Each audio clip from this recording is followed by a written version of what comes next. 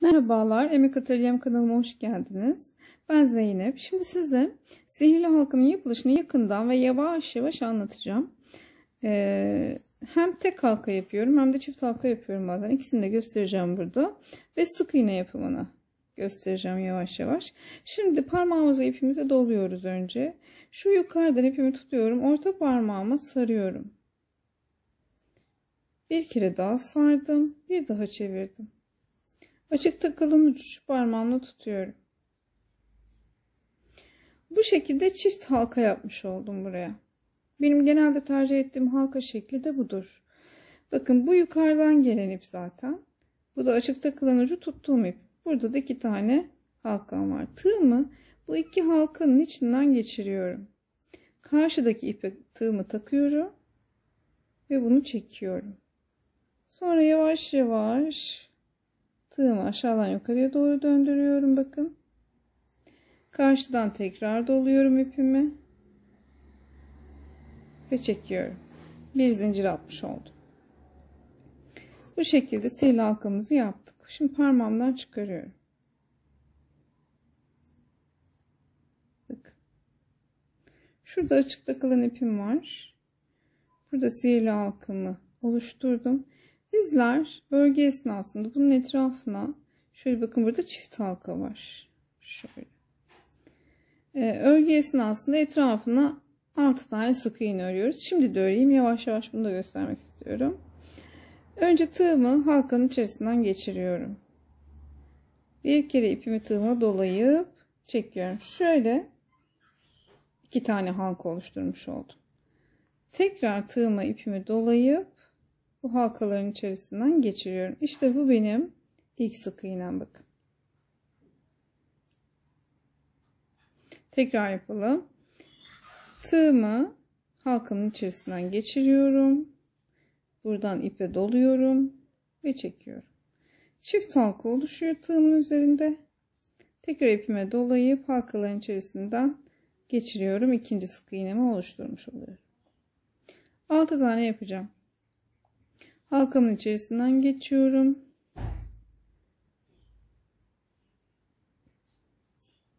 Bu şekilde 3. Tekrar halkanın içerisinden geçiyorum. Tığıma ipimi doluyorum. Çift halka oluşturuyorum. Bir daha tığıma ipimi dolayıp bu halkaların içerisinden çekiyorum. 4. 5 ve 6. Bakın bu şekilde alttan sık iğne yaptığımızda şöyle göstereyim bunu. Artık halkayı küçültmemiz gerekiyor, sihirli halkamızı. Şimdi örgümü böyle tutuyorum. Şu 2 tane ipten, çarık yuvarlağın 2 tane ipinden bir tanesini, genelde alttakidir. Alttakini tutup çekin. Bakın çektiğimde üstteki kısıldı. Bunu çekeyim o zaman. Yani herhangi birini çektiğinizde deneyin. Şu örgünüz böyle sıkışıyorsa, küçülüyorsa doğru ipi çekiyorsunuz. Ben bu ipi çektiğimde örgüm sıkıştı. Güzel. Şimdi diğer ipi tutuyorum. Şuradaki ipi küçültmek için artık bunu çekince örgüm sıkıştı. Sıkışabildiği kadar sıkıştırdım. Şimdi diğer ipi çekip bunu küçülteceğim. Bakın bunu çekiyorum şimdi. Ve çekme yönünüz de şu ilmeğinizin olduğu taraf olsun. Bu tığımı soktuğum ilmekti bakın. Şu şekilde örüyordum. İpi çekerken de bu ilmeğin olduğu taraftan çekin. Yoksa çekemezsiniz. Bunu çekiyorum. Bakın iç halkayı sıfırladım. Birazcık daha çekeceğim. Evet. Şimdi bu ipi küçültmek için açıkta kalan ucumu çekiyorum. Bakın hemen geliyor zaten.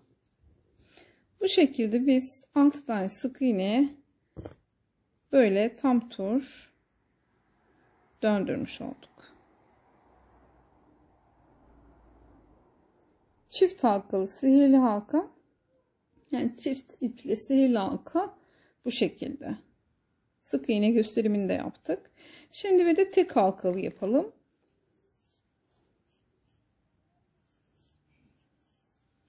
Yine aynı şekilde parmağıma ipimi doladım. İpimi Şu geriden gelinip bunu hesaba katmayın. İpimi parmağımın üstünden getiriyorum. Arkadan doluyorum. Bir daha doladım. Üstten tutuyorum. Bu tuttuğum ip, bu yukarıdan gelen, bu ise ortadaki sihirli halkanın oluşturacağı halkanın ipi. Şimdi yine tığımı şuradan soktum. Karşıdaki ipi aldım. Tığıma taktım, çektim. Aşağıdan yukarıya çevirdim. Tığıma ipimi doladım ve bu halkanın içerisinden geçirdim. Bakın. Böylelikle sihirli halka yapmış olduk. Bu tercihtir.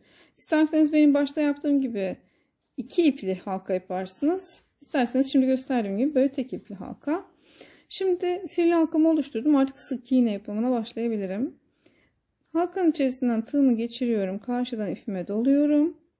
Tığımın üzerinde 2 tane ilmek oluşturuyorum. Yani halka ilmek oluşturuyorum.